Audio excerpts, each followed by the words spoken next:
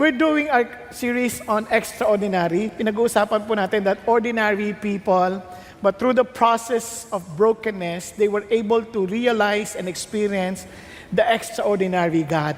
Alam niyo, pag ang idea ng brokenness pumasok sa isip ng maraming tao, naisip na kagad lang, masakit yan. Alam niyo, every time you think of brokenness, think of it this way. Halimbawa ho, ito pong ating pong ininom, di ba? Masarap eh. Tama ba? Kaya kinuha ko yung isa eh.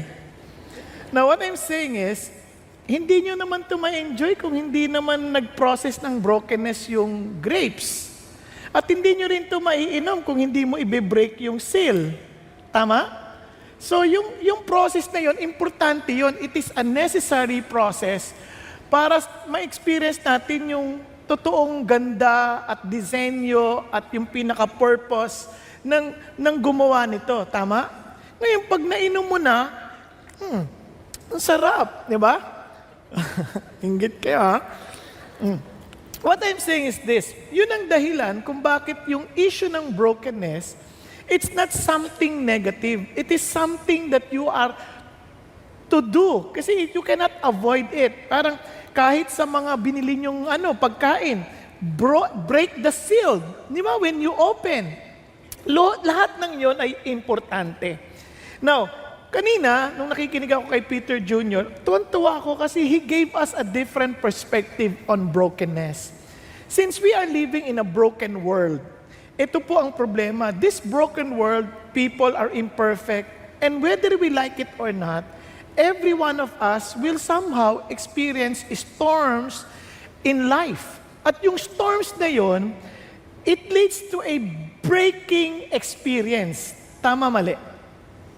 Since walang exempted doon, kahit bata, matanda, mayaman o mahirap, may storm siyang dadaanan. At yung storm na yon, ang tanong na lang ay ito, since we cannot avoid it, ang sino ang kasama mo in the process of breaking circumstances? Nagkakaintindihan? So ito pong blessing natin is not just for us to remain ordinary people, but for us to experience extraordinary God. Kaya nga ho, yung mga taong nakaranas ng extraordinary God, nagiging extraordinary din ang kanilang mga responses sa buhay. Ulitin lang natin, review lang naman to. Sabi natin, ordinaryo lang sa mga nagtatrabahong magreklamo. Ordinaryo lang yon, yung galing sa bakasyon. Bukas, ordinaryo lang yon, yung, papasok na naman. Bitin ng bakasyon, di ba? Bitin ng bakasyon. Sana nung Biyernes, walang pasok. Ordinaryo lang yon. But for us to go to work excited because we know that we're not working for our boss, we're working for God, yun, extraordinary yun, di ba? Ordinaryo lang yun sa maraming babae. Pag inutos, sinabihan ng asawa, pakipimpa mo naman ng kape. Ang tanda mo na, dami kong ginagawa, ikaw na yan. Ordinaryo lang yun. But when you do it because of your love for God, it becomes extraordinary to serve with gladness from your heart. Tama? Ngayon din, sa mga asawang lalaki, it is very ordinary to neglect the wife, hindi pinapansin, basta ang unang tinatanong, ano ulam? Ito lang niluto mo? Hindi iniisip, anong ginawa mo sa maghapon? Kawawa ka naman. Baka kailangan mo ng masahe? Hindi tinatanong yun. Ang tinatanong, maligo ka na nga, baho-baho mo? Ordinaryo lang yon, pero extraordinary din. Sudden, wow, kamusta ka na, sweetheart? Miss na miss kita maghapon. Alam mo, mamasahin kita. Alam mo, kumain ka na ba? Alam ko, nagluto ka. Parang napaka-extraordinary kasi you're doing it because of your love for Jesus. Are you following? In this life, it is so extraordinary to be so excited in life. And it's all because of your extraordinary God. And sinimulan natin to sa pag-aaral natin kay kanino? Naalala niyo pa? Si John. Because he is the epitome of a broken life that lives out the very reason of our existence. Ano sabi niya? He must increase. I must decrease. Pag narinig niyo yung pangalang Frankenstein, anong pumapasok sa isip niyo?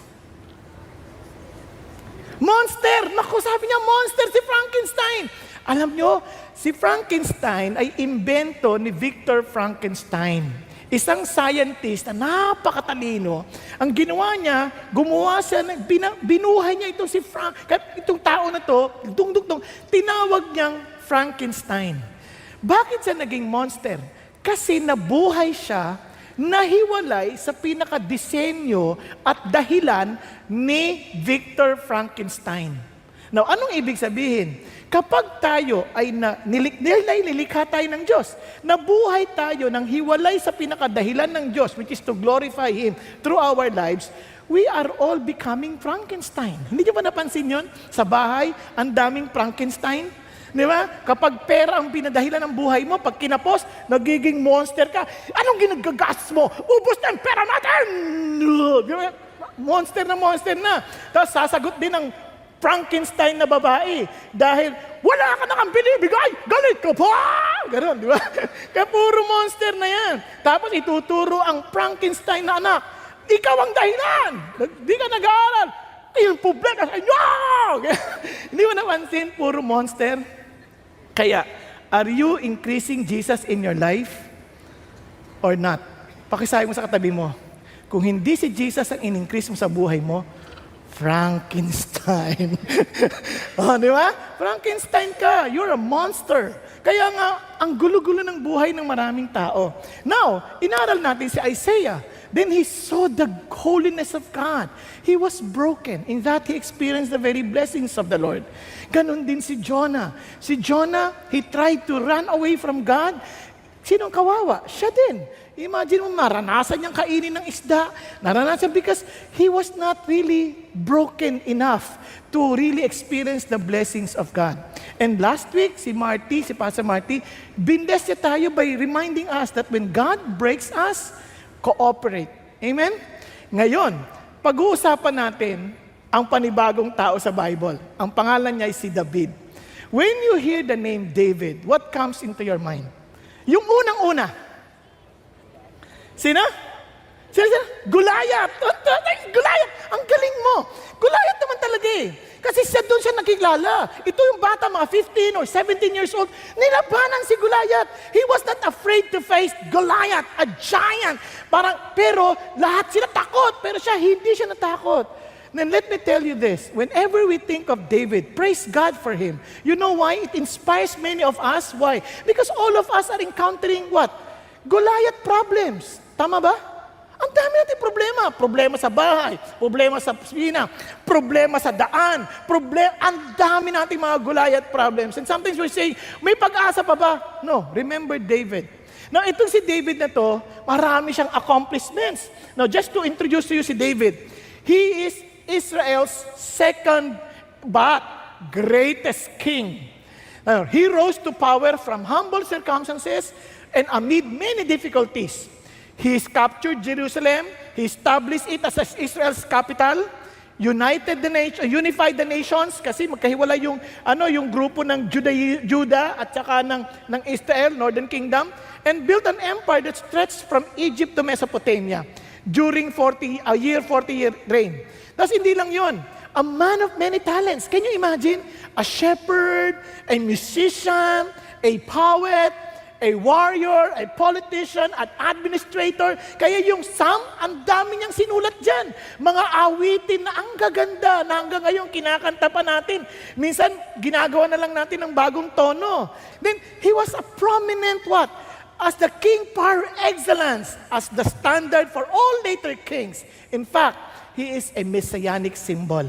Amazing. Pero with all of these accomplishments, and description about David, ang pinaka-paborito kong description is how God described David. Kasi kung meron lang ako ang pinapangarap ko, if God would just describe my life, I hope that He would also describe me this way. I have found the son of Jesse, a man after my heart, who will do all my will. You know what? David is a man after God's own heart.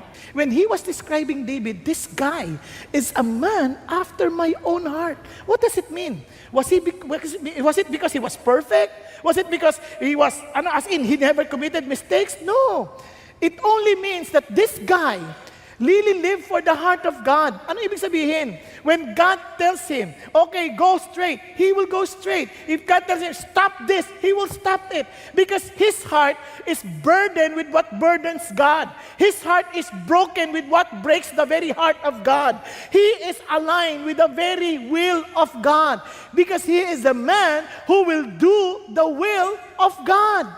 And alam niyo ba, kaya ang challenge ko ngayon sa inyo is this: be broken to live after what? God's heart. Pakikalabit niyo ang katabi mo. Live after God's heart. You know why I'm telling you this? Because it requires brokenness to live after God's heart. Bakit kamo? Meron tayong mga gusto sa buhay. Yung gusto ng Diyos, hindi necessarily gusto rin natin. Di ba isipin niyo, halimbawa ang asawa ko. Halimbawa lang. Pwede naman niyang gustuin na ibang tao eh. Pero alam niya, ako yung binigay ng Diyos sa kanya. Kaya anong sabi niya sa mga anak ko? Ma, anong nakita mo kay Papa? Bakit siyang napangasawa mo? Ang Papa mo, mabait na, pangit pa. Ang diin nun, hindi ko yun makalimutan. Pero, isipin ninyo, kung ako yung babae, obviously, sino ba sa inyo gusto mapangasaway pangit? At magandang sa kanta yun, hanapin mong pangit ng ibigin kang tunay. Magandang pakinggan, pero masama sa tingin. Kaya ako, advice ko sa mga bata, hahanap na rin kayo ng mamahalin at mapapangasawa sa buhay. Siyempre yung mahal si God at gwapo. Tama ba? Kasi yung kagandahan naman, it depends on the one looking at it and looking at the person. Tama ba? Yung salita nga, beauty is in the eyes of the beholder. O, yung maganda sa'yo, maaari namang hindi maganda sa lahat eh. Sa'yo lang maganda. Sa'yo eh. Nakuha ninyo, hindi naman ibig sabihin yung maganda sa akin, maganda sa lahat. Yung ganun ba?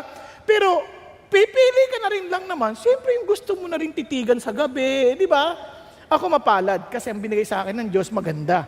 Na siya, hindi naman siya masyadong tumitingin sa akin. Hindi, ang totoo niya, asawa ko sobrang bait. Kasi kaya niya pinagaganda yan. Siya nag-alaga ng buhok ko, minawasahe niya yan, sinusuklay niya, tinatakpan niya lahat ng bakante, siya nagsusuklay niyan. Dinaano pa yan, hine-hair dryer, pasiguradong ayos, parang ginagawa niya sa tuta namin dati. Kaya na-imagine ko lagi yung poodle namin. Ganun din ginagawa niya sa akin. Kailangan ayusin to. Ano ba? Ang gulo-gulo ng... Kaya pagkataas ko maligo, nakaabang na yan. Nakaabang na hair dryer, nakaabang na yung brush, di ba? Isipin mo kung ikaw na lang mag-isa. Kunyari, babiyahe ako, di siya kasama minsan. Nami-miss ko yun. Parang wala mag-aayos ang buhok ko, di ba? Parang ganyan. So, actually, what I'm trying is this. Isipin mo yung blessing na yon because you're just following God's heart. Tama? Pero maraming tao, reklamo pa nakakita. Gusto niya, mukhang Koreano, parang, uy, ang gwapo, ang mata, parang alkansya. Di ba? Parang, di ba? Ganyan. Pag pinakita mo ng parang mukhang tarsir, malalaki mata, ay, ayoko niyan, Lord, ayoko niyan. Gusto ko yung, di ba, yung Koreano magsalita. Kaya, yung ganun, kaya ang challenge ito, be broken. You want to follow God's heart? Then be broken. Be broken to live after God's heart. Bakit? Alam niyo kung bakit? Why will I follow God's heart? Now, listen to this. This is the very words of David. The Lord is near to the brokenhearted and save those who are crushed in spirit. This is his experience. He saw how the nearness of God, because he was brokenhearted, he was just depending on the Lord, and sabi niya, hindi mo pa pagsisisihan. And you want to see how his life was when he was just following the heart of God? Ito, David became greater and greater, for the Lord God of hosts was with him. Why was the Lord near David? Because he's broken-hearted. He is near to the broken-hearted. He saved those who are crushed in spirit, and the Lord was with him, and the Lord kept on making him stronger and stronger. Ayaw mo ba yan? Sino dito gusto niyo yung buhay niyo palago ng palago? Sige, pakitaas ang kamay. Praise God! Yung mga hindi nagtaas ang kamay, anong nangyari sa'yo? Ano gusto mo? Pababa ng pababa. Di ba? Itong challenge sa ating lahat. If you want to really see how your life gets stronger, then you walk with God. Yun ang sinasabi ng Diyos. Now, tingnan niyo pa po, how He described it. Even God Himself made a covenant with David. Tingnan niyo naman. Now, therefore, thus you shall say to my servant David, he was telling this to Nathan, thus says the Lord of hosts, I took you from the pasture, from following the sheep to be ruler over my people Israel. Grabe naman, look at God. He was saying, David, do you remember where you came from? You were just a shepherd boy. Shepherd, ang baho niyan. Shepherd, ayaw namin yan. He is one of the cast out, cast out sa mga society yan, yung mga shepherd na yan. Yan lang sila sa tabi-tabi.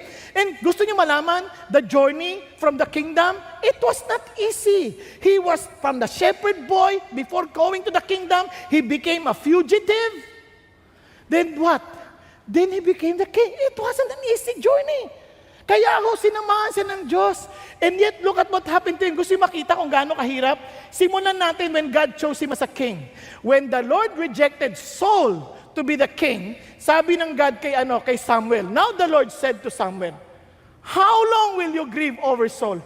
Hanggang kailan kayo iiyak para kay Saul?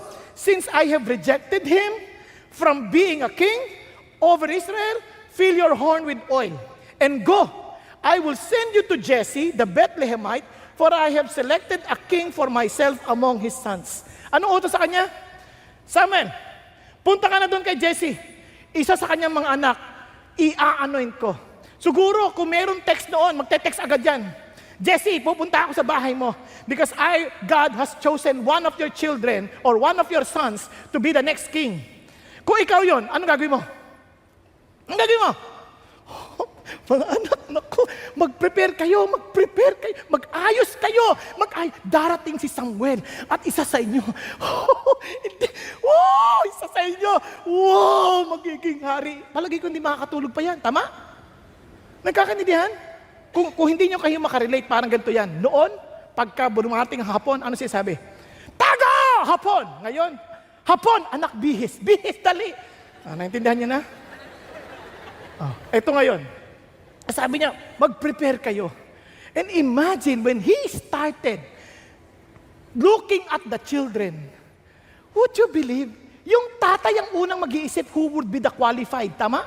Lahat ng anak pinili, pwera kay David. Ito sabi niya, and Samuel said to Jesse, are these all the children? And he said, there remains yet the youngest. And behold, he is tending the sheep.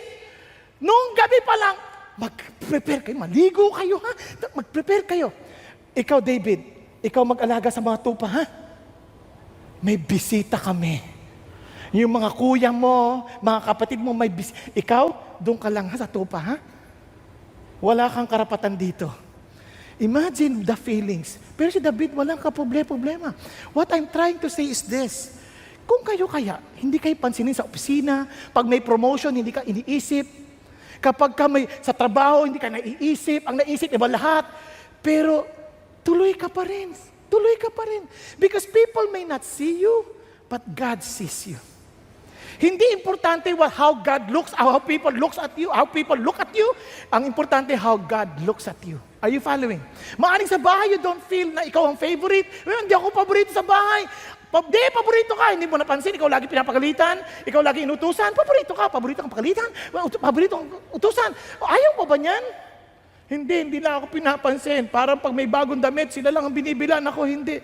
Huwag kang mag-alala. You just kept your focus and following the heart of God. Not to the heart of people. People change, but the heart of God never changes. Are you following? Now look at this. Kaya naman, sabi niya, then Samuel said to Jesse, ano sabi niya? Send and bring him, for we will not sit down until he comes here. Yan ang parusa sa inyo lahat. Tayo tayo ngayon. Hanggat habang wala pa siya, ang tagal naman itong David na to. Saan itong David na itong batang to? Tapos nung in-anoint na, kasi sabi ni God, I'm not looking at the external appearance, I'm looking at the heart. Siguro ina-anoint na. At 12 years old, kaya hindi siya naisip kasi 12 years old lang siya.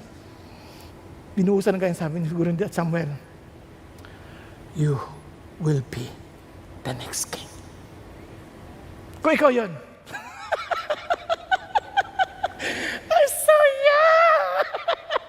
Pero dahil bata siya, hindi niya inisip yun. Okay, good. That would be a possibility. Pero tingnan mo yung heart. He was willing to follow the heart of God. Are you following? Kaya kahit, ulitin ko kahit hindi ka pansinin. Kahit dito, minsan feeling mo, I want to be a pastor, but somehow they do not recognize my gifts. Relax ka lang. God recognizes your gift. If He really called you to be a pastor, then He will make use of you. Di ba? Kahit saang area ng buhay, do not let people, do not find a way for yourself. Allow God to work it out for you. Nagkakadinihan. Listen to this. Many people told me, wala kang karapatang magturo. But God said, you are my man. Nagkakadinihan? You are my boy. Kaya hindi yung sasabihin ng tao, anong sasabihin ni God. Nagkakadinihan tayo? Tuloy tayo. Ngayon, balik tayo sa ano. I have been with you wherever you have gone. Remember, sabi ni God, and have cut off all your enemies from before you, and I will make you a great name, like the names of the great men who are on the earth. Totoo. Pinakita ng Diyos yan. Flashback. Binaparang sa palabas, flashback. Naalala mo, when you were fighting Goliath, everybody was afraid of Goliath, but I was with you. And look at the heart of this man. He was only 15 years old or 17 years old, but out of the abundance of the heart, you can easily see what is the condition of his heart. Tingnan nyo nangyari. When he saw, sabi niya, I went after him and attacked him. Kasi even Saul was saying, you cannot fight Goliath. He's an experienced warrior, and you're just a kid. Anong sabi niya? No, you don't understand. And rescued it from his mouth. And when I rose up against me, I seized him by his beard and struck him and killed him. Anong tinutukoy niya? Gusto mo maintindihan ko anong tinutukoy niya? Let's go to the next verse. Your servant has killed both the lion and the bear. Wow! Can you imagine? Kung alam nyo lang, nako, mahal na hari. Yung batang-bata excited. Kung alam nyo lang, kinuha niya na, sinubo niya na yung tupa. Hinabol ko, sinabunutan ko, kinuha ko yung tupa. Di ba? At pinatay ko yung bear, pinatay ko yung leon. And sabi niya, and this uncircumcised Philistine, sa Tagalog, at itong supot na to, will be like one of them. Nandiyan nyo? And since he has taunted the armies of the living God, alam nyo kung bakit? Ininsulto niya yung mga hukbo ng Panginoong Diyos. Hindi ako papayag because my God does, deserve to be respected. Hindi yung mga iniinsultong ganyan. Nakuha niyo? Out of the abundance of the heart. And look at this. Then David said to the Philistine, nung kaharap niya na si Goliath, you come to me with sword, with a spear, and a javelin, but I come to you in the name of the Lord of hosts, the God of the armies of Israel, whom you have taunted. Diba? Kung tayo, ako yun, iniisip ko, ako yun, ano kaya? Sa laki nun? Malaki ka lang eh. Umupo ka. Wala nito. Diba? Kasi siyempre, ang isip ko agad yung size mo. Pero ito, hindi niya nakita yung size niya. Nakita niya yung size ng Diyos niya. Hindi mo pwedeng insultuhin ng aking Panginoon Diyos. And sabi niya, this day, I'm telling you, the Lord will deliver you up into my hands. And I will strike you down, sabi niya, and remove your head from you. And sa tangkad nun, and sabi niya, and I will give the dead bodies of the army of the Philistines, hindi lang ikaw, kasama ng mga kampun mo. Sabi niya, this day, to the birds of the sky and the wild beasts of the earth, that all the earth may know that there is a God in Israel. You know what he was saying? I will fight you and I will kill you. You know why? Because I want to tell the world that my God is real. I will react and I will respond and I will work with extraordinariness because I want to tell the whole world that my God is true. Nagkakadinan tayo? I won't be afraid of you. I won't be anxious. You know why? Because my God is real and I want the whole world to know about it. Now, continue. And all that this assembly may know that the Lord does not deliver by sword or by spear, for the battle is the Lord's, and He will give you into our hands. Ganun ang laman ng puso niya. And David, I took care of your enemies. Ganun, kitang-kita ko yung heart ng Diyos. As he was following the heart of God, nilalaban niya yung puso ng Diyos, he kept on winning. Naging kalaban niya sino? Mismong in-law niya, si Saul. Father-in-law niya, nakaaway niya. Mismong hari niya, nakaaway niya. But God kept on protecting David and He never fought as in never disrespected his leader. Instead, looking at God. No, my God is real. My God is true. He will protect me. Pati yung mga sarili niyang tao, papatuhin siya. Ano sabi niya? And he strengthened himself with the Lord. Amazing tong puso ni David. Now, let's continue. And when your days are complete, kaya sabi ni God, when your days are complete and you lie down with your fathers, David, you know what? I will raise up your descendant after you, who will come forth from you, and I will establish his kingdom. Amazing, no? Ano sabi ni God? I am promising you your posterity, and he shall build a house for my name. Lord, naalala niyo si David, he was the one dreaming to build a house for God. Pero sabi ni God, sorry David, I cannot allow you that. Kung ako yan, sobra naman Lord, ba't naman ganon? Ako nangangarap eh. Pero hindi, he was so broken, he was following the heart of God. Ang sabi ni God sa kanya, but I will establish the throne of his kingdom. He will build the house for me, not you. Kung mayabang si David at hindi susunod sa puso ng Diyos, that's unfair!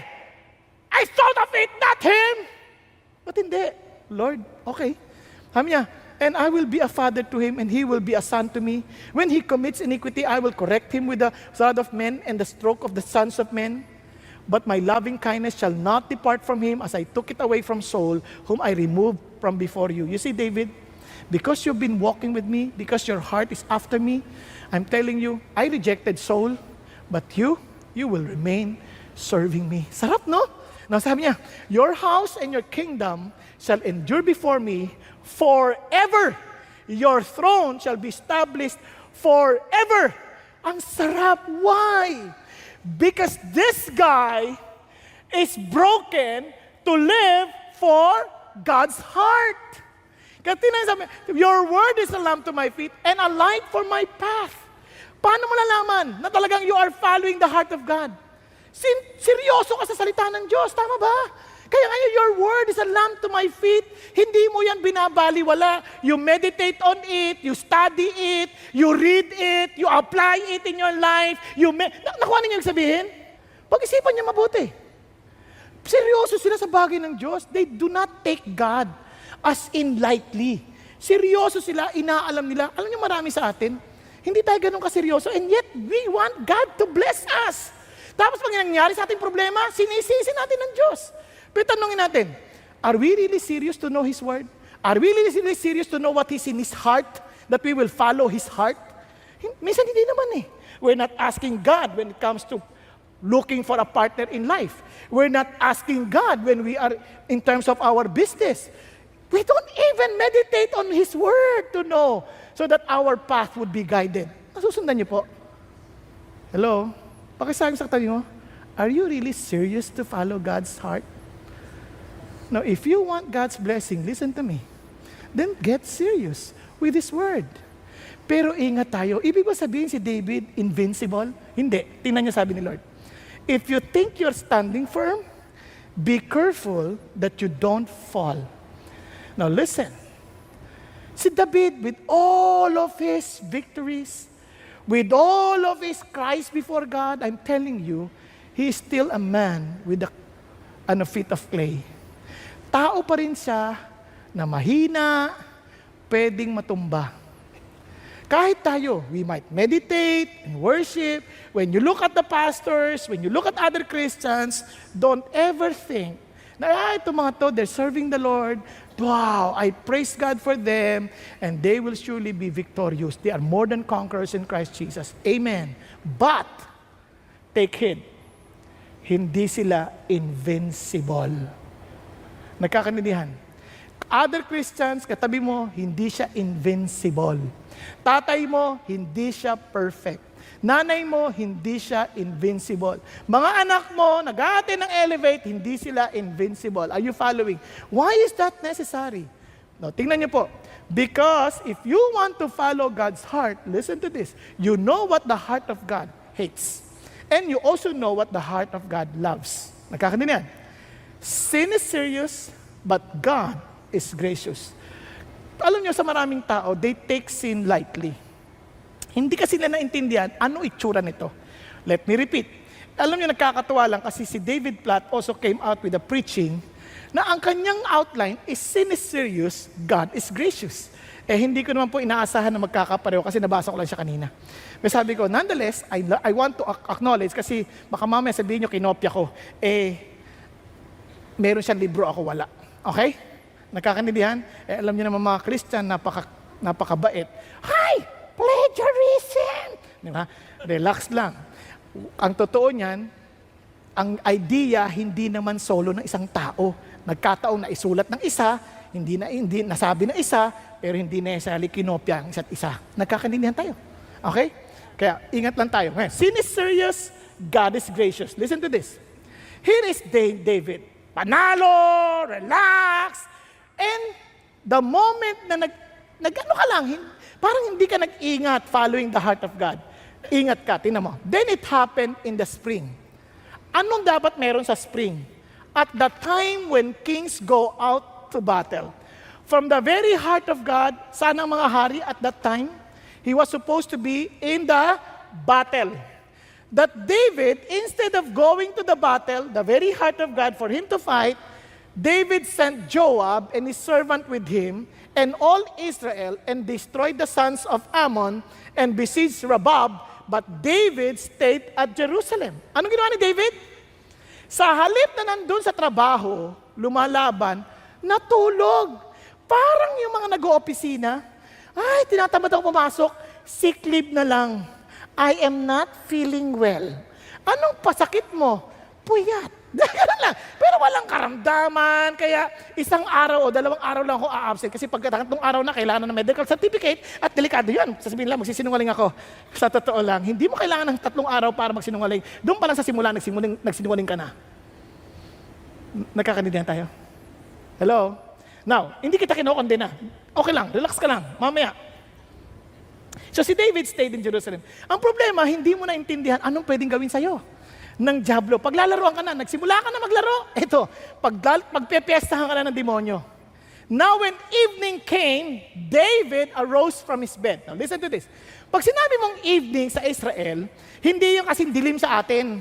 Kasi lalo pag spring, yung dilim nila, minsan, kanyari, nasa Canada ka, parang sa Canada, 9 o'clock na ng gabi, parang 3 o'clock pa lang sa atin ang liwanag. Okay? Kaya baka ma-misinterpret ninyo, parang, gabi na pala, di madilim na. Tama? Hindi naman kapare sa atin, maraming posting ilaw, lang ganon. Ito siya. He rose from the bed and walked around the roof of the king's house, and from the roof, yan. Ito si David, lakad-lakad sa roof. Lakad-lakad.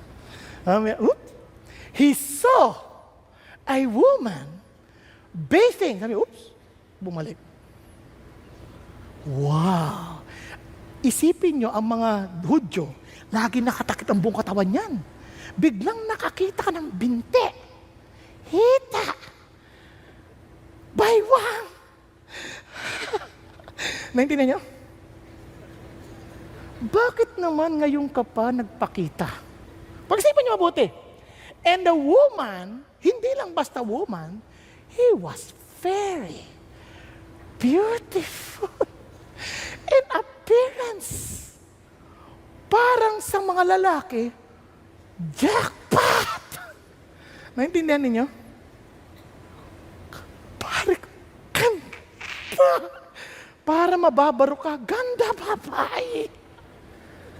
Na, sana pagkakita pa lang, tandaan nyo, ito ingat kayo ha, sin is so dangerous na akala mo kaya mo, pero ingat ka. Kaya sabi ng Bible, when your right hand or left hand causes you to sin, cut it off. Agad-agad. Huwag mong pagbigyan. Nagsisimula yan sa simpleng isip lang. Sa simpleng katamaran lang. Tapos lakad-lakad at nang tumingin, bumalik pa. At tinitigan. Ang problema hindi natapos doon. If you are serious, at least alam mo. Now, let me just explain this to you. Kahit ang selos, mga babae, lalaki, listen to this. Kahit ang selos, regalo ng Diyos yan. When my wife was always jealous, when our first 2 years, sa totoo lang, lagi siyang selos. Bakit? Hindi ko siya binibigyan ng sapat na panahon. Nagkakinidan tayo. Mali ako. Dahil dapat may oras siya at may sapat siyang oras. Tama? And at the same time, ang isang bagay, kung hindi ka honest, alam mo din sa puso mo, while your wife is being neglected, maaring wala, inosente ka in your mind, hindi ka nagkakasala. But while I was cracking jokes with other women, they were laughing and they liked it. Somehow, deep within my heart, nagugustuhan nila. But within me, sa isip ko, hanggat walang tukso. Pero sa totoo lang, the mere fact that you're enjoying their laughters, you're already playing at the edge of temptation. Nagkakaintindihan tayo? Hello? Kaya yung iba nagsimula lang sa text. Hi. Joke lang, tawa-tawa. Mamaya yung mga LOL na yan, biglang mua. Sa text na nagsimula yun. Mamaya yung mua niya, mukha na. Totohanan na, delikado. Ingat ka, etong David, hindi agad pinutol. Now listen to this, don't you ever think that we're better than David. Nobody here can really be better than David. He meditates on the word. He was a prophet of God. He was faithful in his quiet time. He always prayed to the Lord. Are you following? What I'm saying is this, we are all prone to fall. Don't ever think that will never happen to me. Don't ever think na hindi ako ganyan. Hindi ako ganyan. Hindi ako magkakasala. Christian na ako. Remember this, kahit Christian ka, hindi yan guaranteed that you are sin-proof. Magkakaintindihan. Kaya I praise God for CCF. Hindi ini-encourage sa amin to go to drive with another woman na hindi namin asawa. We are not encouraged to do counseling na palagi sa babae, opposite sex. Ngayon nga, mahirap na kahit na same sex na rin, delikado na rin. Kaya kailangan meron ka ng kasama palagi. Bakit? Because we are all just human beings. Yung akala mong napaka-inosente, wala nangyayari, meron. Kaya nga, kinikwento ko sa'yo, ganyan ang dahilan, ba't ganyan ako magpa-picture? Bakit? Kasi ayokong maglaro ang isip ko dahil sa simula pa lang, kailangan ko nang putulin at durugin ang maaring binhi na pwedeng nagdala sa akin ng kaisipan na magpantasya. Nagkakanilan tayo? Kasi lalaki ako galing ako sa pornographic na memory. Kaya pag may nadikit sa akin, ano yun? Bakit tumigil? Kaya yun, magtataka yung mga babae sa akin, bakit minsan di ako nakipagbeso-beso, nagmamano ako. Bakit? Kahit na ano pa, kasi hindi sa malisyoso akong tao, I just want to protect myself. Kasi I'm also human being. Nagkakaintindihan tayo? Kasi maaaring wala man na isa. Pak, dumikit. Nasa loob-loob kong, kanta niya. Grabe. At nag-iisa ko ang kanta niya. Nakabeso-beso ko siya. Naglalaro na yung beso-beso na yon, kung saan-saan ang umabot. Tapos hindi mo naman ramdam, kailan kaya kami ulit magkikita? Naintindihan niya? Itong David, hindi nag-ingat, hindi pinutol. Anong ginawa? Nagtanong pa, sabi niya, sino yung babaeng yan? Sino yan? Diba? Pa-inosente pa. Sino yung naliligo na yan? Kunyari, dating nga, sino yung naliligo na yan? Ba't naliligo niya? Sir naman, Bathsheba. Tatanungin mo pa, Bathsheba? Pangalan pa lang. Talagang mahilig maligo yan. Di ba? Nakuha ninyo? Ang masama, anak siya ni Eliam. At asawa ni Uriah the Hittite. Tigil tayo sandali. Kung sakaling hindi kilala ni David si Uriah, sinong Uriah? Sir, si Uriah, naalala mo, one of the mighty men who protected you? Naalala mo when you were being, parang attack or being parang trailed by Saul, nang papatayin ka? This is one of the guys who protected you. He was one of the guys who was willing to die for you. Si Uriah. Kaso kilala niya Si Uriah. Sir, si Uriah. Si Uriah, okay. Palad ha? Ang palad niya. Ang ganda ng asawa niya. Now, pero hindi tumigil dun Sana. Si pare pala. Sorry. Wag na lang. Okay, si pare. Hindi Siguro sabi niya, wala namang makakakita at makakaalam. Pare, sikreto lang natin to. Huwag magkikwento. Patawag mo. Kapag will ni God, hindi sasama, iligtas ako. Pag sumama, will ni Lord yun. Kanya? Minsan ganun ang tao eh. Pag will ni Lord, darating, kung hindi, Lord, di ba ganun? Lord, kung hindi mo will, hindi mo siya pararatingin. Kung hindi mo will, hindi mo kami magtatagpuin. Dumating siya, will ni God. Tumigil ka, alam mo na from the very beginning, hindi. Naghahanap ka lang ng excuse. Di ba para yan yung naghahanap nung sabi niya, hindi ako kain ng donut, hindi ako kain ng donut. Eh napadaan siya, sabi niya, Lord, pag nakahanap ko ng parking, will mong kumain ako ng donut. Nakahanap ng parking, pero 8 beses umikot. Maraming tao ganyan. Nakuha niyo? Now, tinatawag. So David sent messenger and took her. And when she came to him, he lay with her. And when she had purified herself from her uncleanness, she returned to their house. Now, look at how bad sin is. Nakipag-sex, hindi asawa, he purified herself. Sa isip niya, I can do this ritual and everything is just fine. Ganyan ang maraming tao. When they thought na okay sila, malinis sila sa Diyos, while they were not really dealing with their sin rightly. Pag-isipan nyo, maraming tao galit sa kapatid, galit sa mga kamag-anak, pero pagdating ng linggo, it's okay, okay na kami ni God, okay na, wala na akong pakialam dyan. Kapatid, hindi ganon. Walang ritual that will make you okay with God.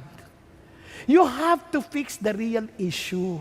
Minsan, nagdadaya tayo sa opisina, will maltreating the people, kaya, maltrato, hindi binabayaran ng tama, basta pagdating ng service, hallelujah, the Lord is good, I'm so blessed. Okay lang silang minamaltrato, as long as God and I are okay. Ganyan ang ginagawa ng babaeng ito. Nakuha ninyo? And some people are like that. They were playing games with sin. Because they never saw sin as it is. Tingnan nyo. And the woman conceived. Akala ni David, walang makakaalam. Ang problema, kasi siyempre, hindi naman agad yan na pagkatapos silang gumawa, ay, buntis ako. Wala mo nang ganun. Umuwi mo na si David, saya-saya. I love Bathsheba. Oh, Bathsheba, bakit ngayon ka lang dumating sa buhay ko? Tama? Ang problema, nung habang masaya sa ganyan, iniisip-isip, meditate yung mga ex-kapatid ni Bathsheba, bigla nagpadala si Bathsheba ng message, buntis ako. Sorry umabot pa sa'yo? Hindi naman, no? So, buti na lang. Sabi niya, buntis ako, patay na.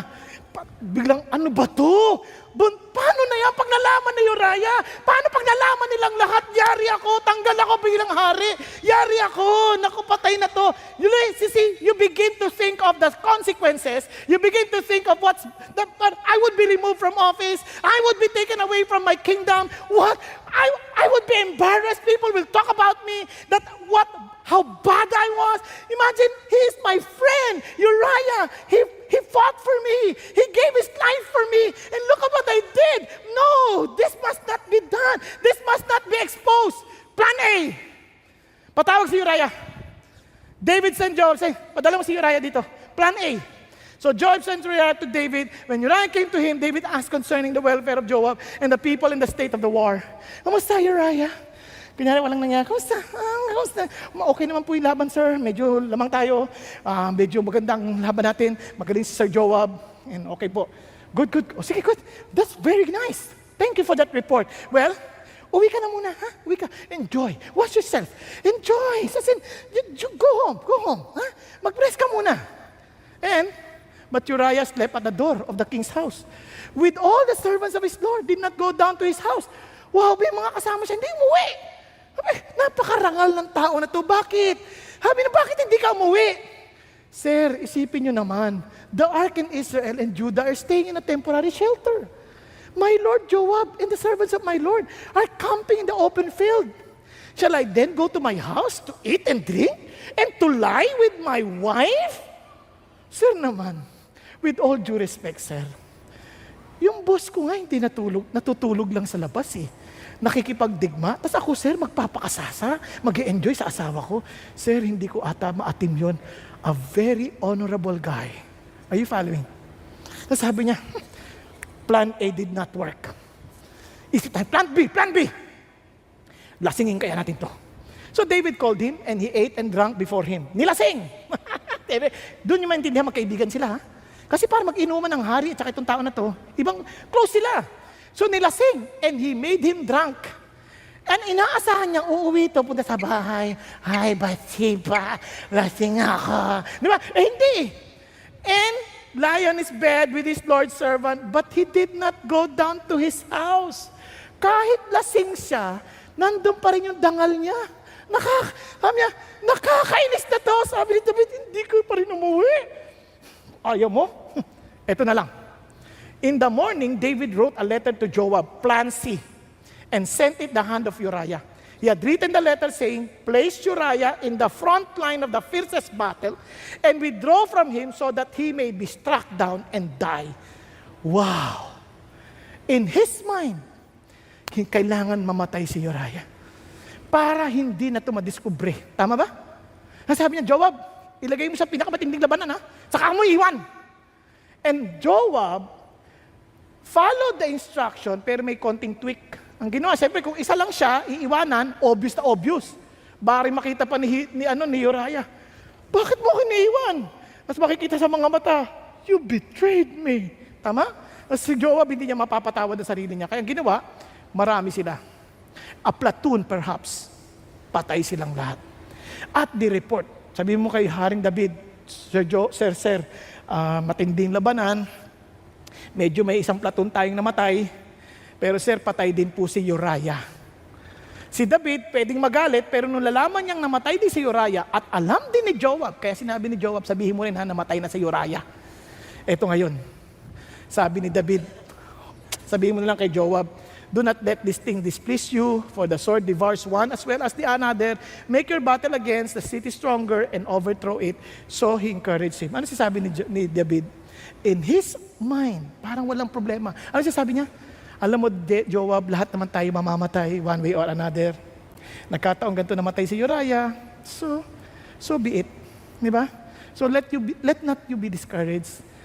Imagine, hindi lang si Uriah ang namatay, pati yung mga kasama niya, patay din. Nakuha ninyo?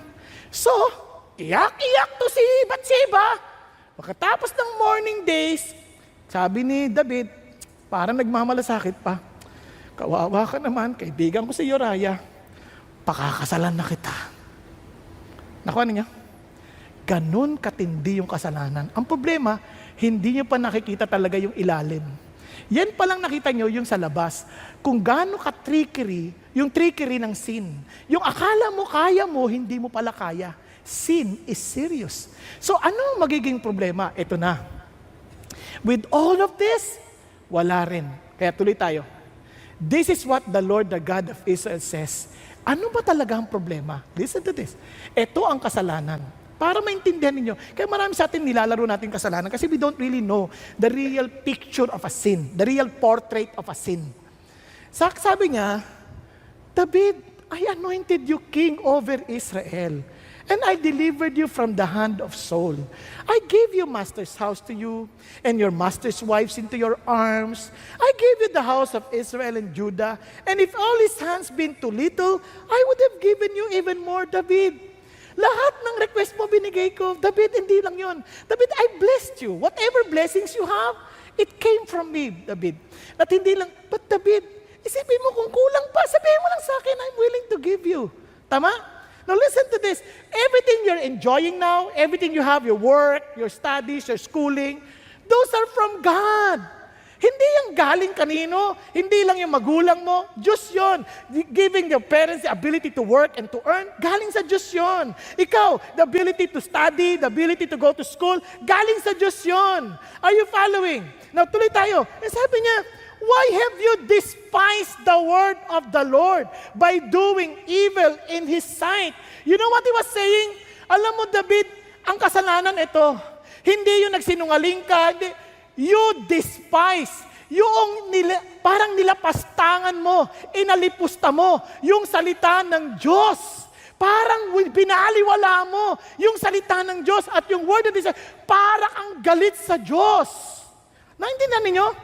That you have struck down Uriah the Hittite with the sword and have taken his wife to be your wife and have killed him with the sword of the sons of Ammon. Sabi niya, now therefore the sword shall never depart from your house. Tigil tayo sandali.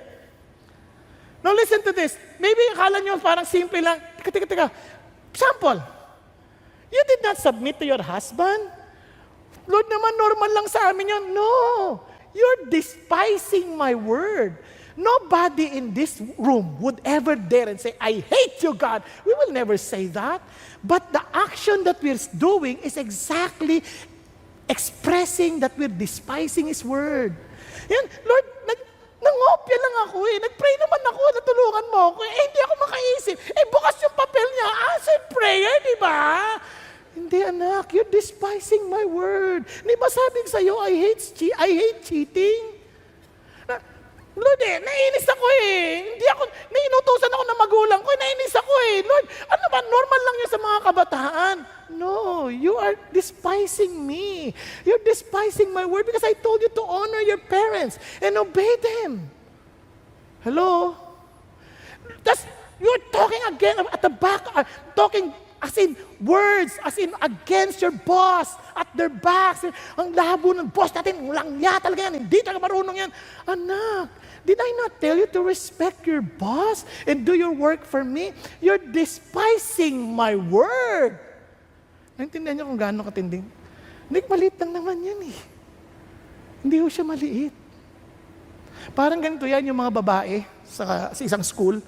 Magli-lipstick, tas hahalikan nila yung mirror. Paramihan sila ng labi doon. Tapos nililinisan yun. Lagi, hirap na hirap yung tagalinis. One time, sabi nung teacher, yung supervisor, hindi na to pwede mangyari. Tinawag niya lahat ng mga babae. Sabi niya, you watch. I want you to see how hard it is for us to clean that mirror. Sabi niya, okay. Tinawag yung janitress. Okay, will you please wipe out that mirror? O clean that mirror? Sabi niya, okay. Kinuha niya yung mop, sinausaw doon sa CR, yung water closet. Di ba? Sinausaw doon at saka nilinis. Biglang naisip ng mga bata, malinis yung mirror, pero ano yung pinanlinis? Mula noon, hindi na nila hinalikan ulit yung mirror.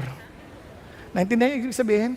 Minsan, kaya tayo paulit-ulit sa kasalanan, ano lang naman yun eh? Sight lang yun. Ako lang naman yun. Wala namang iba eh. Wala naman nakakaalam na. Wala namang babae. Hindi mo naintindihan. You're despising His word. Because sabi ng Bible, when you look at a woman with lust, and I'm telling you, as you are meditating on that, it's helping yourself to meditate on sinful acts. Are you now seeing the picture and the real portrait of sin? No, hindi lang yan. I'm telling you now, may consequence pa yan. Ano sabi niya? Thus says the Lord, behold, I will raise up evil against you from your own household. Ayokong gawin to sa'yo, David, but you have to because whatever you sow, you reap. And sabi niya, I will even take your wives before your eyes and give them to your companion, David, and he will lie with your wives in broad daylight. I mean, indeed, you did it secretly, but I will do these things before all Israel under the sun. And when he was saying this, hindi masaya si David, hindi masaya si God telling this to David. You know why? Sabi ni David, Lord, I have sinned against the Lord. And Nathan said to David, the Lord has taken away your sin. You shall not die.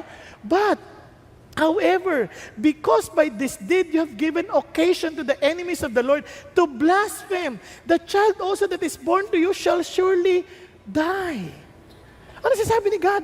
Anak, ayoko tong gawin sa'yo, kaya lang, you have given the enemy the opportunity to blaspheme me, to require me to bring this to your attention. Kasi merong consequence ang sin eh. Itong problema, David, you will not die. But somebody else will die. Bakit? Kasi, when the lust is conceived, it gives birth to sin. And when sin is accomplished, it brings forth death. David, whether you like it or not, because of sin, death is the penalty. For the wages of sin is death. And I'm telling you, David, if you will not acknowledge the sin, if you will not get back to me, if you will not repent, I'm telling you, this will also happen even for everyone who think that they're just okay, that everything is just fine. No, you are the coward. You are unbelieving, abominable, murderers, immoral persons, sorcerers, idolaters, and all liars. Kasama? Yes. Their part will be in the lake that burns with fire and brimstone, which is the second death. If you cannot see now who would pay your sin, you will suffer this consequence. Do you think God likes it? Hindi. Kaya ano sinasabi nyo kay David? David, binigyan mo siya ng chance eh. Nakuha? But, meron akong good news. The story did not end there. You know why? Yes, sin is serious, but praise God. God is gracious. Bakit? Tingnan ninyo. Then the Lord sent Nathan to David.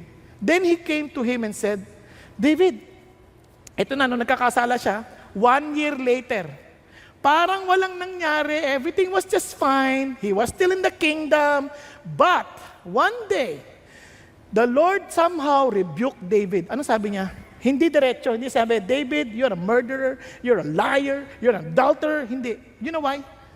Si God, ang heart niya, I want you to come back. I want you to be restored. I don't want to condemn you. Kaya ang heart ni God ganito. He came to him. Sabi ni Nathan, Sir, dahil sa panahon ng Israel, wala namang legislative, judicial body, lahat yun nasa hari. Nakuha ninyo? So he will make the judgment. Sir, meron tayong kaso eh. Meron po kasing lalaki, 2 lalaki sa city, yung isa mayaman, isa mahirap.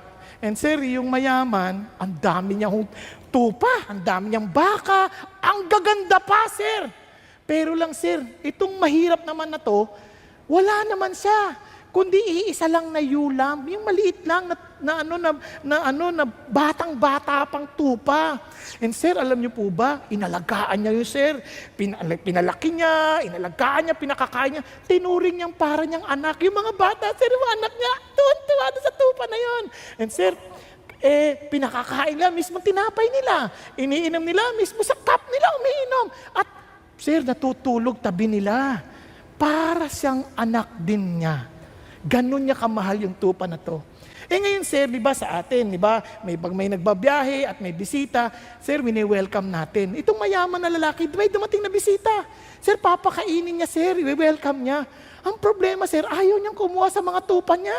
Ang dami-dami, pero ayaw niya. O ngayon, sabi niya, sir, ang kinuha niya, yung tupa ng mahirap na lalaki. Sir, alam niyo, nung kinukuha niya, sabi niya, akin na yan. Dahil mahirap, wala siyang kalaban-laban. Ito naman pong mga huwag po. Si Dali, amin po yan eh. Di ba? Si Dali yung to. Amin po. Kasama namin si Dali. Pinuhang ganyan. Wala ho silang kalaban-laban. At nung kinakatay na po, sir, umiiyak. Yung mga bata. Patay na si Dali. Nadali na si Dali. Nandiyan niyo? Galit si David. Sabi ni David, anong galit sa mga walang hustisya sa kamansang ito? Sabi niya gano'n, he must make restitution. Sabi niya, for the lamb fourfold. Yan ang sabi sa batas eh. And he shall surely die. Dapat hindi yan kapat kaawaan. Nakuha ninyo? And sabi niya, sino yung mamang yan? Kasi ba't galit si David? Kasi siya yung hari. Ano akala nila? Walang hustisya. But deep within his heart, he knew that there was injustice happening because it was him who was the first one who was showing some form of injustice. Are you following? Pero alam niyo, sabi ni Nathan, David, you are the man. Oh, ako? Bigla siguro siya nagpupo. You see, it is God's grace to show us that we're sinning. Minsan, ano mo, yung mga nag-adulterer, minsan isip nila, hindi, mahal ko siya eh. You see, I'm a lover to her. Hindi to kasalanan. Masama bang magmahal? Akala ibig sabihin? And to David, nung inutusan ko naman I'm a general, I'm the king, that's my right. That's my privilege as a leader to tell them what to do. I was not acting as a sinner. I was acting as a general. Are you following? But for him to realize that he's a sinner, grace ni God yun. Because none of us will repent until somebody tells us that we're really wrong. Nakuha ninyo? Kaya grace ng Diyos yun. Kaya nga, grace ng Diyos na meron tayong Nathan sa buhay. So I encourage you, if I'm so thankful with God dito sa CCF, the reason why we have D groups, because if we're serious, those D groups are not just groups where you can study together, but they are people whom you will be the people whom God will use as your Nathans in life. Sa D group ko, yung D12 ko, sila Leo, nire-rebuke nila ako. Kasi hindi ko nakikita eh. And I thank God for them. You know why? Because they are my Nathans. Because these people, they really love me. Because they're willing to tell me what's wrong with me. Naintindihan niyo po? And here is Nathan, hindi niya sinabi, God, you're a murderer. Sabi niya, sa ending niya sinabi, you're the man. You're the man who stole. You're the man who do not really care. You're the man who killed. You're the man who never even listened to the cry of those children because one of their ewe lambs was taken from them. You're the man, David. Alam niyo pa paano nakabalik si David? Thanks God, when God brings you to your face your sin, huwag ka na mag-excuse. Aminin mo na. Ito ang blessing. A contrite sinner's prayer for back. A psalm of David when Nathan the prophet came to him. Di ba? Pag sabi niya nga, I have sinned, iyak siya, pray siya, Lord, be gracious to me, O God, according to your loving kindness. You know what he was saying? Lord, I'm asking you for forgiveness, not because, Lord, I promised that I will do this. Lord, I will take care of the children of Bathsheba or Uriah. Walang ganon. Lord, patawarin mo ako. Lahat ng religion ang sinasabi, Lord, patawarin mo ako. Maglalakad ako mula rito sa amin hanggang sa CCF, Lord. Lord, patawarin mo ako. Lord, nangangako ako, Lord, hindi na ako uulit. Hindi na ako mambababae. Hindi na ako pati manlalaki. Hindi na rin. Ano sinasabi ng Diyos? Hindi yun. Lord, I come before you not because of what I can do. I come before you because you are the loving kindness. You are God full of loving kindness. You are God who is so compassionate. Lord, I come before you because of your character, because you're God. Kaya maraming tao nagkasala, ayaw lumapit sa Diyos. You know why? Hindi na ako papatawarin ng Diyos. Wala na akong pag-asa. Tatay mo yan. Si God hindi ganon. He is still waiting for you. Now look at this. Kasi sabi niya, Lord, wash me thoroughly from my iniquity. Cleanse me from my sin. For I know my transgression, my sins ever before me. Lord, wala nang excuse. Alam ko naman yung kasalanan, nandyan lang lagi eh. Wala nang excuse. Hindi, kasi si Bathsheba eh. Doon pa kasi naligo sa harapan ko eh. Kasi naman lumapit pa siya eh. Wala nang ganon. Lord, wala akong excuse. I'm a sinner. I really am. I'm owning the responsibility. Sabi niya, against you, Lord. You only. Yan ang totoong repentance. You and you only. Alam niyo ba ang ibig sabihin nun? Di ba nagkasala siya kay Raya? Di ba nagkasala siya sa pamilya pa ng iba pang namanay? Di ba nagkasala siya sa batas? Hindi. Sabi niya, Lord, yung physical adultery ko, ang totoo niyan, larawan lang yan ng aking spiritual adultery. I was looking for arms to carry. I forgot your arms. I was looking for a boss somewhere to lay my head on. I forgot you, Lord God. To you alone have I really sinned. Alam niyo pa ulit-ulit na you. Di ba, Absalom, at kunyari, David, Abraham. Lord, nakalimutan ko yung pag-ibig mo. Nakalimutan ko yung intimacy nating dalawa. Nakalimutan ko. Kaya Lord, I have sinned and done what is evil in your sight. Ano yung pansin? Hindi sa pananaw ng ibang tao, nakakaya naman ang sasabihin ng ibang tao, hindi ganun. Hindi na ano sasabihin ng magulang ko, hindi na yon. Ano sasabihin ng ibang no, hindi na yon. Lord, ano yung paningin mo? Kasi minsan sa tingin ng ibang tao, okay ka lang eh. Sa tingin ng ibang tao, tingin mo sa sarili mo, okay ka lang eh. But not in your sight, not in your neighbor's sight, not in anybody's sight, but in your sight, O God. Pardon me for what is evil in your sight, so that you are justified, Lord. When you speak and blameless when you judge, Lord, I accept it because you are righteous, so I come before you. And look at this, how he repents. Behold, I was brought forth in iniquity. My very nature is sinful. Behold, you desire truth in the innermost being, and hidden part you will make me know wisdom. Purify me with hyssop, Lord. I shall be clean. I'm not asking for my own hyssop. Alam mo yung hyssop?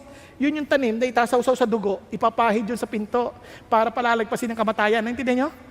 Sabi niya, I'm not asking for that. I'm asking for your hyssop. He was already looking forward to his own son, Jesus Christ, who would die for him. Naintindihan? Tingnan niya, wash me and I shall be whiter than snow. And make me hear joy. Kung alam mo lang, kung akala niyo isang taon halos na parang wala nangyayari, I'm telling you, I was not hearing any joy and gladness. My bones which are broken. I pray, Lord, please allow me to rejoice again. Lord, parang titingnan mo ako. Galit ka kaya, please hide your face from my sin and blot out my iniquities. Create in me a clean heart, O God, and renew a steadfast spirit within me. Look at this. And do not cast me away from your presence, and do not take your Holy Spirit from me. I saw it, Lord. I saw how you have taken your Holy Spirit from Saul. Ayan, Old Testament po yan. In the New Testament, when God gave us the Holy Spirit, hindi niya na yung kukunin sa atin. Nakakaintindihan tayo? Hello? Huwag kayo matulog, sayang. Matatapos na tayo. Restore to me the joy of your salvation, and sustain me with a willing spirit. Then I will teach transgressors your way, and sinners will be converted to you. Deliver me from glad guiltiness, and the tongue will joyfully sing of your righteousness. Now listen to this. Lord, open my lips, that my mouth may declare your praise. Na hindi na ako nakakapuri. Kaya maraming tao dwell in sin, and they never have forgiveness and the experience of forgiveness of God. Ang hirap kumanta. Parang hindi ako makakanta. Kung kakanta ka man, pipilitin mo, fakein mo, pero wala nang apoy, wala nang pag-apaw. Nakuha niyo? There's some form of dryness. Now, parang yung kanta mo, parang hindi na makatawid. But, Lord, I know you do not delight in sacrifice, otherwise I would give it. You're not pleased with burnt offerings. The sacrifice of God are a broken spirit, a broken and contrite heart, O God. He was not, parang belittling yung offerings. What he was saying is this, Lord, kung may magagawa lang ako, gagawin ko, pero alam ko hindi. Walang sasapat. Kaya ang sinasabi ko lang, Lord, I just want to be honest with you. I have sinned against you. Are you following? And sabi niya, a broken and contrite heart, O God, you will not despise. Did God hear his prayer? Was he restored? Praise God, he was. Alam niyo bakit?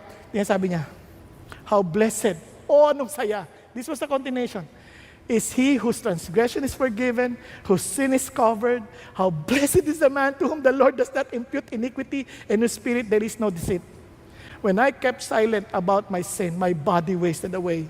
Through my groaning all day long, for day and night your hand was heavy upon me. Lord, kung alam mo lang, hirap na hirap ako. Kaya I acknowledge my sin to you, and my iniquity I did not hide. I said, I will confess my transgression to the Lord, and you forgave the guilt of my sin. But they did not stop that. Ano sabi niya? Therefore, let everyone who is godly pray to you in a time when you may be found.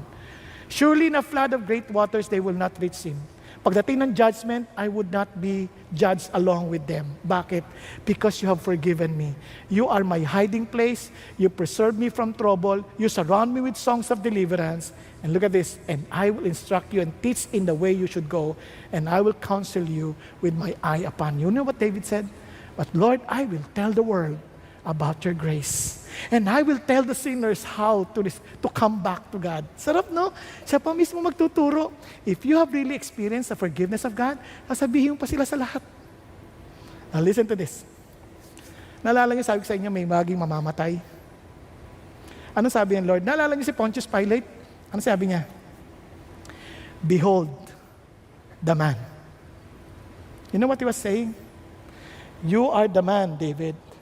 But David, you will not die. Your child will die. Walang kasalanan, siyang mamamatay. But the truth is, pagdating ni Jesus, behold the man, he is the one who would die for all of us. May death. Kaya mga kapatid, let me tell you this. Lahat tayo, parang David, kasalanan, but there's only one hope we have. Jesus is the man who died for all of us. Nagkakaintindihan? Tayo po lang sandali yumuko at pumikit. Pikit lang tayo sandali, yumuko. Alam niyo po, sa totoo lang, minsan dami natin excuses before God. Hindi natin inaamin Minsan sabi natin, lahat naman tayo makasalanan, lahat naman tayo tao lang. Okay lang yan. Hindi ho siya talaga okay. Dahil ito po ay kapahayagan ng galit at pag-aalipusta sa Diyos at sa Kanyang salita. Kaya sabi ng Panginoon, anak, minsan hindi mo nakikita na talagang galit ka sa akin kasi hindi mo naman ito nasasabi ng iyong labi. Pero yung mga gawa mo, kilos mo, desisyon mo, nagpapahayag na galit ka sa akin. Pero anak, let me just tell you this. I demonstrated my love for you while you were still sinner, enemies of God. I died for you. Because I want you to be reconciled. I did not come here to condemn you. I came here to save you. Kaya kung nakakala mo parang ayoko na, hindi na makakabalik, nagkakamali ka. God is just waiting for you. Time will come, hindi na to available na offer. Bakit? Kasi the moment we face God on the judgment day, wala nang chance. Now is the perfect time. God is speaking to you.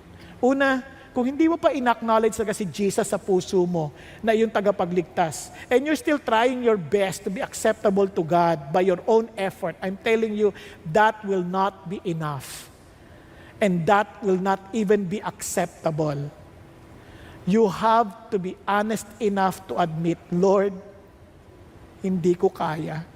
Ikaw lang ang magliligtas sa akin. Ikaw ang namatay sa krus para sa akin na dapat ako. Pero kayo ang namatay at nabuhay magmuli para bigyan kami ng buhay na napakaganda upang buhay na makasama kayo habang sa walang hanggan. Kapatid, kung kinakausap ka ng Diyos at ang asa mo pa rin sa langit ay ikaw, sinasabi ko sa'yo, nagkakamali ka. Ngayon ang pagkakataong magpakumbaba ka, aminin mo, Panginoon Jesus, ikaw lang po. Kung ikaw ang kinakaugnay ng Diyos, itaas mo kamay mo. Just be humble before God. Thank you, Jesus. Thank you, Lord. Thank you, God. Thank you, Jesus. Yes, hindi sa pagitan ng sarili mong gawa. It's only by the grace of Jesus Christ who died for you. Kung nagtaas ka ng kamay, sabi mo, Panginoong Jesus, patawarin mo ako at salamat na matay kayo sa krus para sa akin. Kaya naman, ibinibigay ko ang buhay ko sa iyo upang ang buhay na ito ay magamit mo para sa iyong kaharian. Salamat po na hindi kayo nanatiling patay. Kayo na buhay magmuli. At salamat po, Panginoon, that you want me to live after your heart. Thank you, Jesus. Thank you, Lord. Ngayon, gusto ko naman kausapin yung mga taong, perhaps you're a Christian, and yet somehow you have despised the Word of God. Parang inalipusta mo yung kanyang salita by not listening to Him, by not even seeking His will. You're not living to follow His heart. Kapatid, God also wants you to come back. And alam mo, deep within you na you are tired, you're empty. You need to be honest before the Lord. Lord, pagod na po ako. Thank you that you have given me David as an example to come before you with a broken heart. Wala na pong excuse. I come before you and accept my full responsibility. Hindi na po ako takot matanggal saan. Ang mahalaga sa akin ngayon, it's between you and me, na maibalik ako sa iyo. But God, tulad din na David, alalahanin niyo lang po ako. Lord, balik niyo lang po yung sayo ng puso ko. Lord, gamitin niyo lang po ako para sa iyong kaharian at iyong purpose. Kapatid ko, ikaw yun. Taas mo rin ang kamay mo sa Panginoon. It's between you and the Lord. I'm not looking at you. It's between you and the God. Thank you, Jesus. Hallelujah. Yes, yes, yes, yes. Yes, you come to God and say, Lord, thank you for your forgiveness. Indeed, you are true to your promise. If we ask for forgiveness, if we confess, you are faithful and just to forgive us. Thank you, Lord. Hallelujah. Thank you, Jesus. Now for every one of us, kapatid, if you acknowledge that you too are prone to fall, na inaamin mo rin na mahina ka and you need the grace of God to protect you and you want somehow na lumakad to live after God's own heart and you're admitting your weakness, you're admitting that you need Jesus Christ na mag-ingat sa'yo, tayo ka din. Tayo ka din. And sabi mo, Lord, gusto ko pong hinglingin na talagang tulungan mo ako to be a man after your own heart. Kung yun ang panalangin ng puso mo, to live like David, a man after God's own heart, come, be humble. Rise up from where you are. And be serious about His Word. Not only that, to be serious with His Word, but also for you to ask, Lord, tulungan mo ako. Bigyan mo rin ako ng Nathan sa buhay. Yes, let that be our prayer. And let this be our prayer together. Panginoon, salamat po na you want us to live after your heart. Because you want us to be blessed. You want us to experience your goodness, your being extraordinary. Kaya Lord Jesus, we come before you dahil mahina rin po kami. We acknowledge that we are sinners. We acknowledge that we are not even better than David. So Lord, protect us. Ingatan mo kami. Give us Nathans, O Lord, where we are to be willing to be accountable with. Lord, give us a humble heart to listen, to rebukes. Give us a humble heart, Father God, to follow your ways. To be willing to learn from your words. Lord, not to be independent from the body of Christ, but for us to realize that we belong to you and we belong to your people. Father God, thank you that you know how weak we are, but thank you that you are strong. May you keep on reminding us, O God, to be filled with the Holy Spirit and to always walk victoriously, knowing that we are more than conquerors in Christ Jesus. Thank you, God. Thank you, Jesus, that you will always help us to see sin as it is. Lord, it's an expression of despise against you. But Lord God, and we will not allow that by your grace, but rather help us to always be respectful to you and always to be enjoying your love towards us and to be humble enough to submit to your ways. Lord, thank you that by your grace, we will always win. In Jesus' name we pray. Amen, amen, and amen. God bless you and good evening.